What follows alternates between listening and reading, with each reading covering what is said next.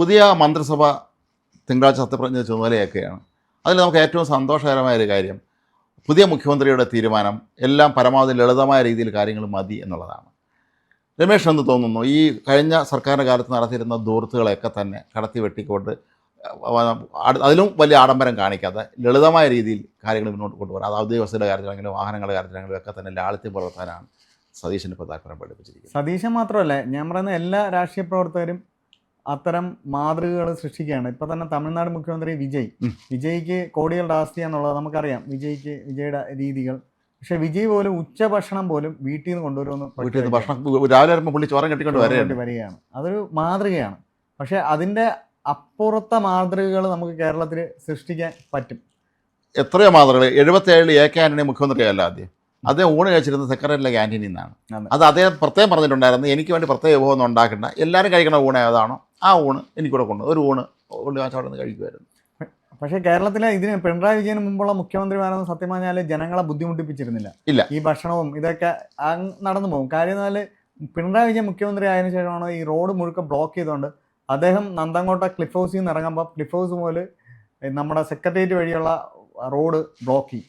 ഈ road block ചെയ്യുന്നതിൻ്റെ വിഷയം എന്ന് പറഞ്ഞാൽ അദ്ദേഹം മിക്കവാറും 10 മണിക്ക് സെക്രട്ടേറിയറ്റ് വരാനായിരിക്കും. ഈ സമയത്താണ് തിരുവനന്തപുരത്ത് ഏറ്റവും കൂടുതൽ ട്രാഫിക് ഉള്ളത്. ഈ സമയത്താണ് ഈ റോഡ് ബ്ലോക്ക് ചെയ്യുന്നത്. ഈ റോഡ് ബ്ലോക്ക് എന്ന് പറഞ്ഞാൽ തിരുവനന്തപുരത്തെ മുഴുവൻ ബാധിക്കും.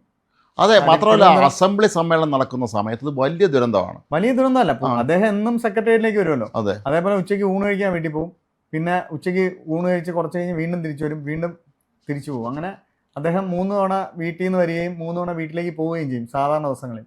ഈ 3 തവണയും റോഡ് മുഴുക്ക ബ്ലോക്കാണ്. കാര്യം അദ്ദേഹത്തിന്റെ സുരക്ഷയ്ക്ക് വേണ്ടി ഇതെല്ലാം ബ്ലോക്ക് ചെയ്തിരും. ഉമ്മൻചാണ്ടി ആവട്ടെ, AK ആന്റണി ആവട്ടെ, ഈവൻ VS അച്യുതാനന്ദ മുഖ്യമന്ത്രി ആയപ്പോൾ പോലും ഈ തിരക്കുകൾക്കിടയിലൂടെയാണ് അവര് വണ്ടി പൊയ്ക്കുന്നത്. ഇവർ ഇത്തരം ആർഭാടങ്ങൾ കാണിച്ചിരുന്നു എന്ന് പണ്ട് വിമർശിക്കുന്ന കെ കരുണാകരൻ പോലും ഇങ്ങനെ ചെയ്യില്ല.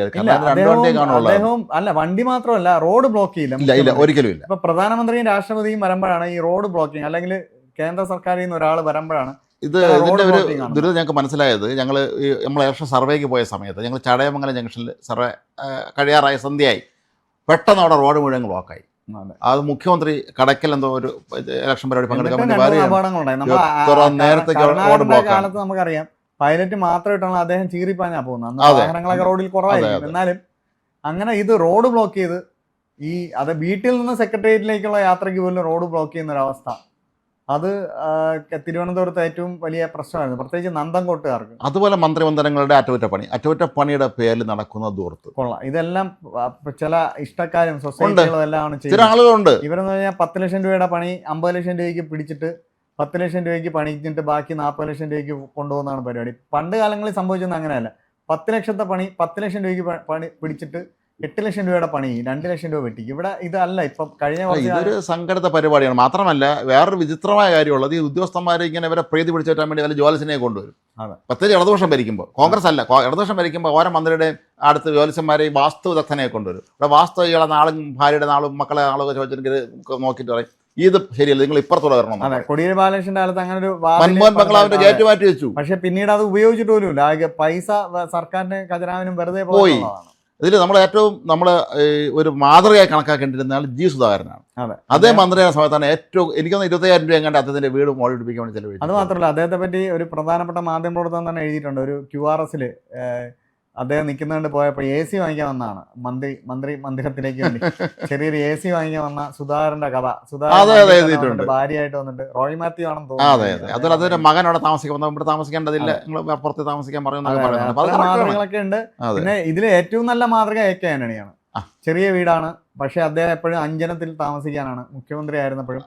ഞാൻ പറയുന്നത് തിരുവനന്തപുരത്ത് വീടുള്ള ഒരുപാട് മന്ത്രിമാരുണ്ട്, എത്രയോ പേര്. ഇവരെല്ലാം അവരെ വീട്ടിൽ തന്നെ താമസിച്ചാൽ മാത്രം അതുകൊണ്ട് വേറെ ഗുണം അവർക്കുണ്ട്. മെയിൻ്റനൻസ് സർക്കാർ നടക്കുകയും ചെയ്യും. ആയിക്കോട്ടെ.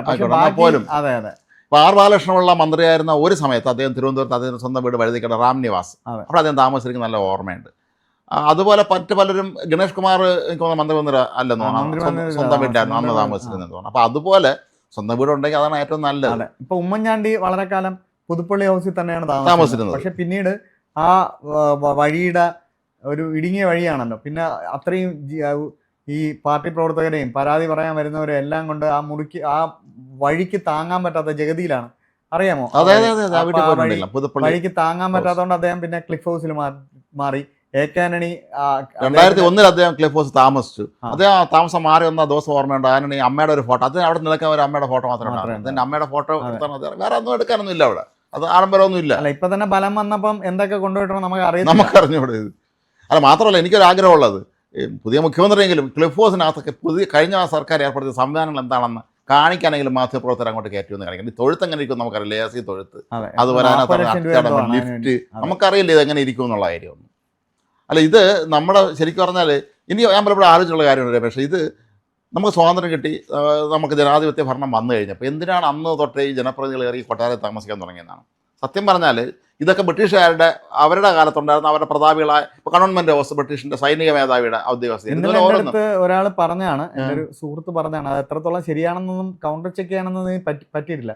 തമിഴ്നാട്ടില് മന്ത്രിമാരുണ്ടല്ലോ, മുഖ്യമന്ത്രിക്ക് മാത്രമേ കാറുള്ളൂ എന്നാണ്.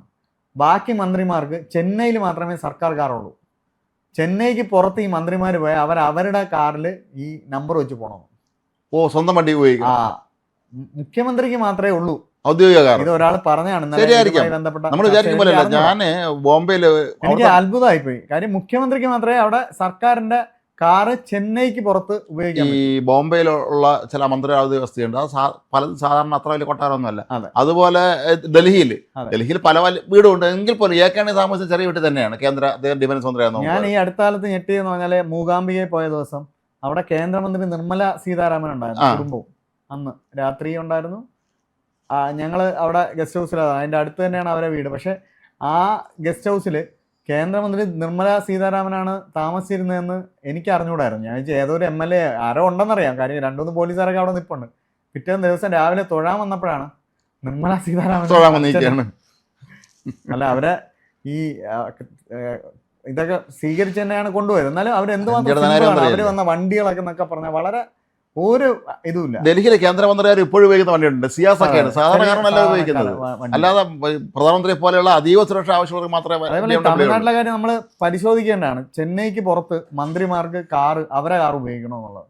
അല്ല ഇവിടെ VD സതീശനെ സംബന്ധിച്ചിടത്തോളം അദ്ദേഹം വളരെ അങ്ങനെ ഒരു തുടക്കം കുറിച്ചാല് മുഖ്യമന്ത്രി മാത്രമല്ല എല്ലാ മന്ത്രിമാരും ഈ ലാളിത്യം മുഖ്യമന്ത്രിയായി വന്ന സമയത്ത് കേരളത്തിന്റെ ഖജനാവിൽ ഒന്നുമില്ലായിരുന്നു. അദ്ദേഹം ഏർപ്പെടുത്തിയ സാമ്പത്തിക അച്ചടക്കം, അതായത് പുതിയ യൂണിവേഴ്സിറ്റി കോഴ്സുകൾ പോലും അദ്ദേഹം അന്ന് ഇല്ലാതാക്കി, വെട്ടിച്ചുരുക്കി അതിശക്തമായ ധവളപത്രം കൊണ്ടുവന്നു. അതിശക്തമായ ചെലവ് ചുരുക്കൽ ആണ് അദ്ദേഹം നടത്തിയത്. അത് അദ്ദേഹം ഓർമ്മിപ്പിക്കേണ്ടായി, സതീശനോട് പറയണ്ടായി.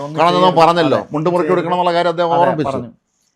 പക്ഷേ ഈ തീർച്ചയായിട്ടും ഇതൊരു ജനപ്രിയ സർക്കാരുകളുടെ കാലത്തായതുകൊണ്ട് ജനപ്രിയ പ്രഖ്യാപനങ്ങളൊക്കെ ഉടനെ ചെയ്തില്ലെങ്കിലും സർക്കാർ ഇന്നലെ തന്നെ ഇപ്പൊ KSRTCയിൽ BJP-ക്കാർ സമരം തുടങ്ങി. അതൊരു സമരമായിരുന്നു.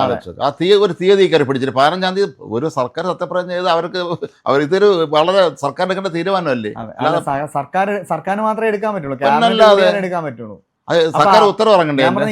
ഈ പഞ്ഞ കാലത്തും അത്തരം കാര്യങ്ങളൊക്കെ ചെയ്യേണ്ടി വരും സർക്കാരിന്, അല്ലെങ്കിൽ വാക്ക് പാലിക്കാത്തവനെന്നൊരു പേര് വരും. അതൊക്കെ ചെയ്യുമ്പോഴും സതീശൻ ഇത്തരത്തിൽ ചിലവ് അദ്ദേഹം തന്നെ പറഞ്ഞൊരു സാധനമുണ്ട്, മുമ്പിൽ നിൽക്കുന്ന അല്ലെങ്കിൽ മോളിൽ ഇരിക്കുന്ന നമ്മൾ കാണിച്ചു കൊടുക്കുന്നതാണ് താഴെയുള്ളവർ ചെയ്യുന്നത്, അതിനുവേണ്ടിയാണ് ഇതെല്ലാം ചെയ്യുന്നതെന്ന് അദ്ദേഹം പറഞ്ഞിട്ടുണ്ട്. നമ്മുടെ നാട്ടിൽ എത്ര നികുതി കുടിശ്ശിക പിരിച്ചെടുക്കണമെന്നുള്ളതെന്ന് അന്വേഷിച്ച് നോക്കേണ്ടി വരും.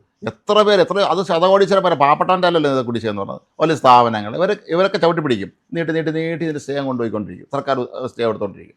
ഇതെല്ലാം കൂടെ പിരിച്ചെടുക്കുകയാണെങ്കിൽ സംസ്ഥാനം ഇവിടെ ജീവിച്ചൊക്കെ പോകാൻ അവർക്ക് ഭരണം നടത്താം, ഒരു കുഴപ്പമില്ല. എന്തായാലും എനിക്ക് തോന്നിയിട്ടുള്ളത് പിണറായി വിജയൻ എന്ന് പറയുന്ന മനുഷ്യന് കേരളത്തിൽ ഒരു സുരക്ഷാ ഭീഷണി ഇല്ലായിരുന്നു.